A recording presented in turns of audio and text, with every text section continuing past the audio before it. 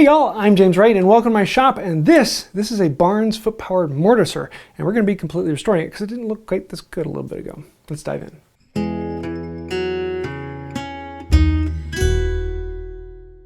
So the way this thing works is it's got this pedal down here. You step on this and you can see the carriage is moving up and down here.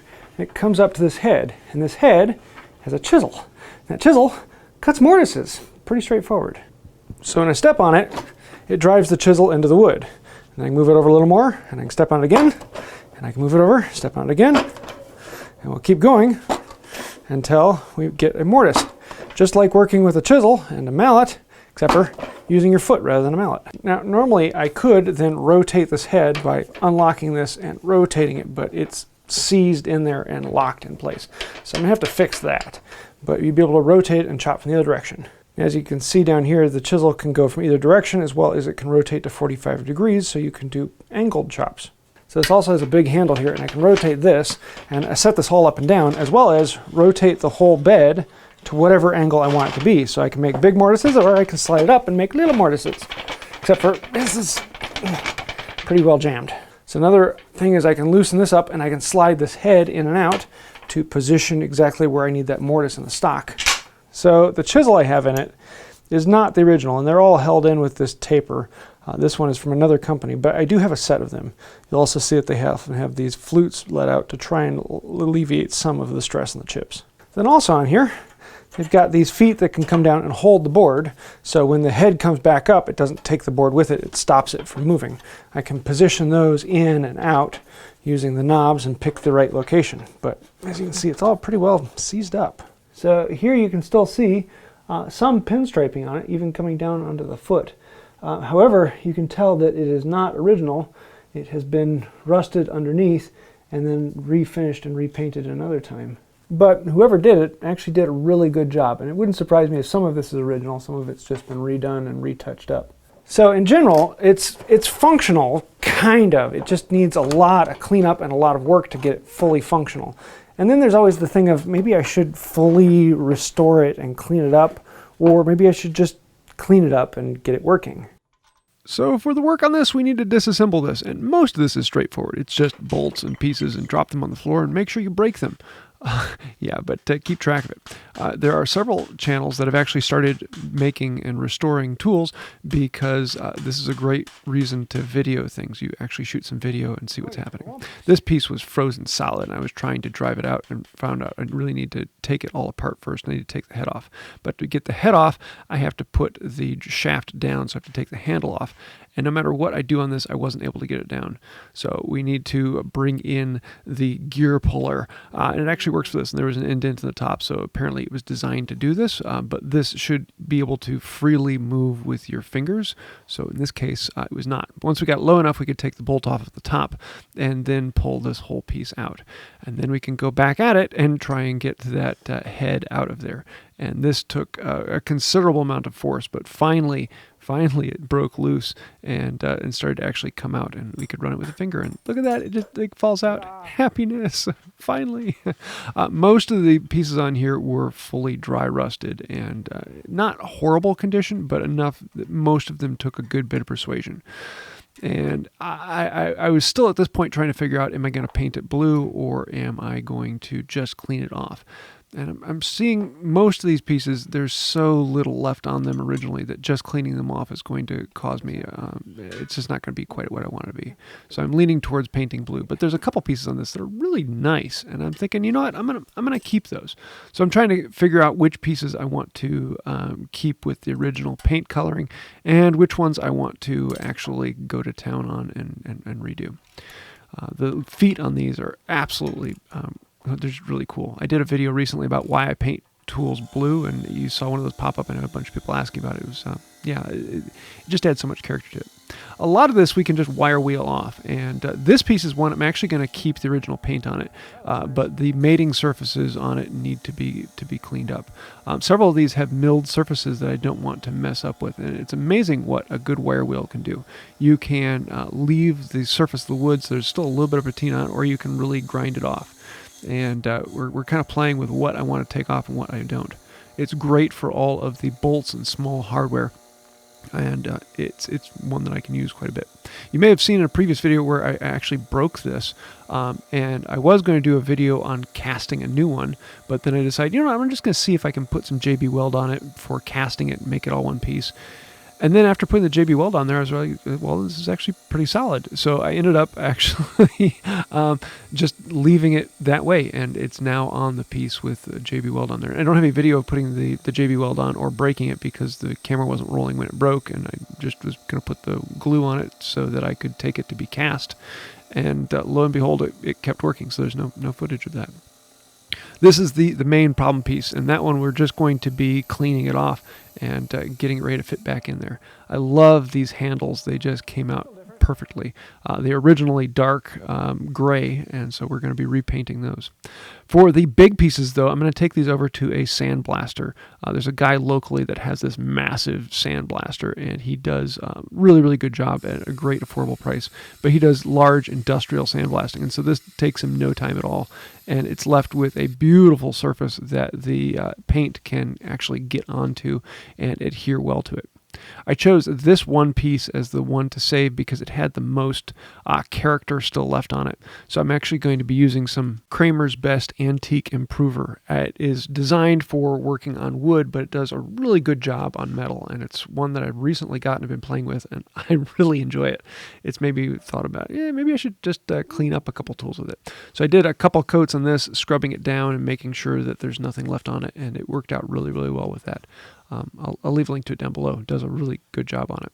It leaves a nice coating on it and actually adds a little bit of protection to it, and I'm really happy with how this came out. You can see how much dirt came off even after the wire wheel. So I've come to the conclusion that I'm going to strip and repaint everything except for this one piece because I really like this one. It actually still has a lot of the pinstriping still on there, and I really like it. So I want to keep some of the original, but the rest of it, there's very little of it left on there. It's just going to be easier to sandblast the whole thing and redo it. But I'm going to keep this bit of pinstriping. The rest of it, though, it's going to get painted. After everything came back from the sandblasting, we can now mask off and get ready to paint this. And most of this is fairly straightforward. There's very little on this that doesn't actually get painted, but there are a few trackways and things that are smooth surfaces where metal will be rubbing on metal. Those will get oiled in the future, but I want to leave as much of this sandblasting texture as possible. Some of the big holes, I just make a cone of tape and push it in with my finger, and it fills the hole nicely. But for some of the small holes, I actually put in an earplug. For these sharp corners, I'll put on the tape and then scratch it with a knife or a chisel, and it leaves a really nice cutoff line that I can seal it to. This is kind of an artwork all on its own, and getting a really nice clean tape line is incredibly pleasing and one that I actually enjoy. It takes a little while to do it upright, but once it's done right, you don't have to worry about it. Some people actually like to use some oil or petroleum jelly on the surface so that they can peel the paint off, and that actually works out really well too. I'm going to be using a self-etching primer. This is just one from Rust-Oleum. It works really well to give a good surface before I then go and paint it blue. While we're waiting for the paint to cure, we're going to come back to this one wooden beam, and this is actually made of beech, and it is the original beam from it, but it is a mess, and it is not square, and it is not true and flat, and we need it to be that for putting pieces on there. So we're going to clean it off, and I want to leave a little bit of this texture on there, but I still want it to be flat and clean and functional. I want it to show that it's original. Where the mouth was and where the chisel had been coming down was really beaten up, so I wanted to fill that in, and I wanted something a little more durable. So I'm looking at this and thinking, ooh, red gum, Australian eucalyptus.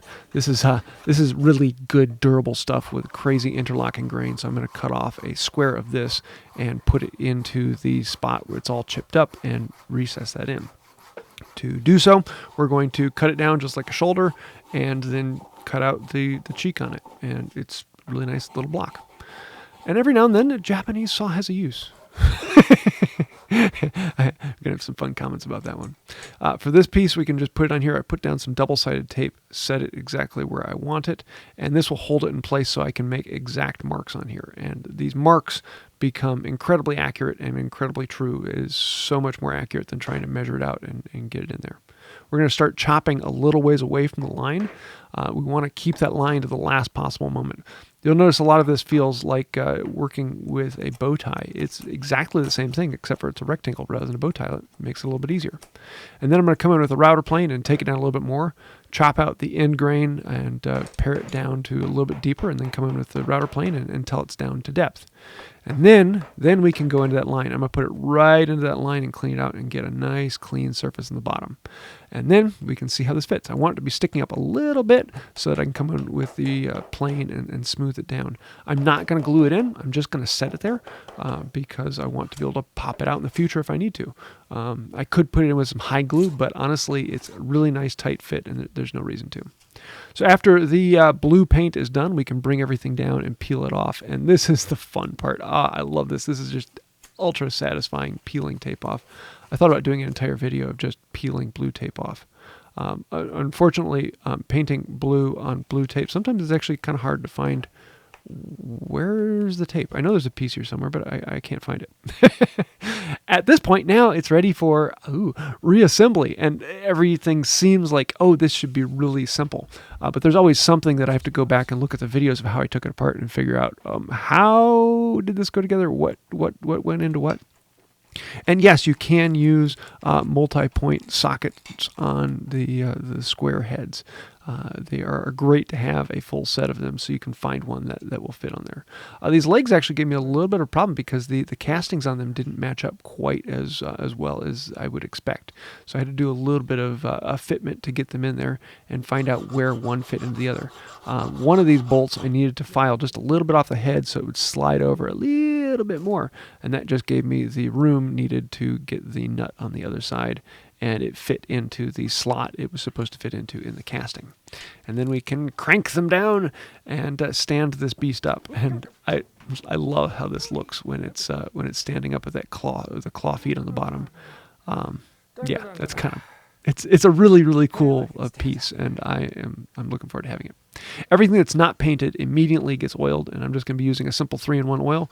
You could use pretty much any lightweight oil you want, and want to make sure that every surface and every nut hole and everything has oil on it. That just helps the rust protection. Then we can start putting it all back together, and I always run into problems of, oh, I left a little bit of tape here, or oh, I've got to put that on before I put this on.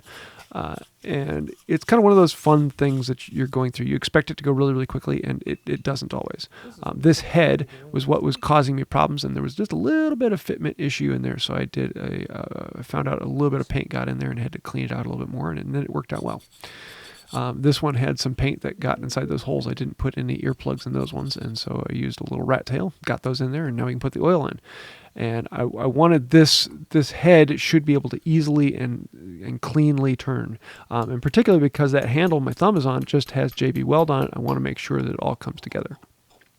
There was also a spot on the top here that I didn't realize was metal on metal, so I had to scrape off some of the paint from that so that it would run on there. And you can see how this now locks in place and rotates around.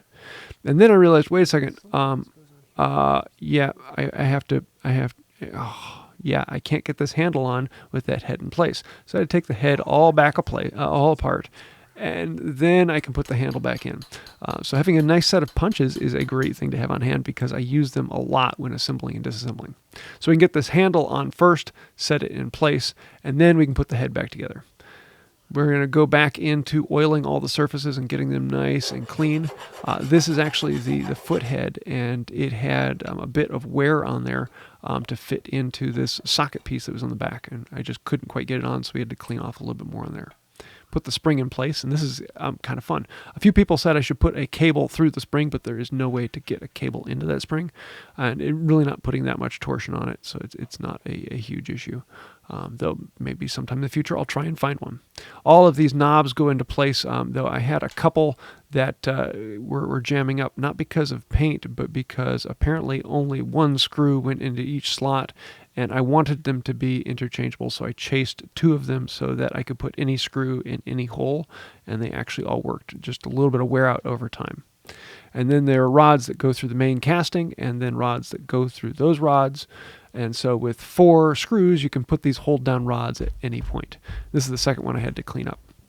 This is the main bed that the work will sit on, and it has a big bolt that goes in the back, and this locks it in place. But then there's a small plate that goes in between the track that allows it to angle and pivot. So you have to kind of assemble the whole thing together and then hold it in place and get the handle on.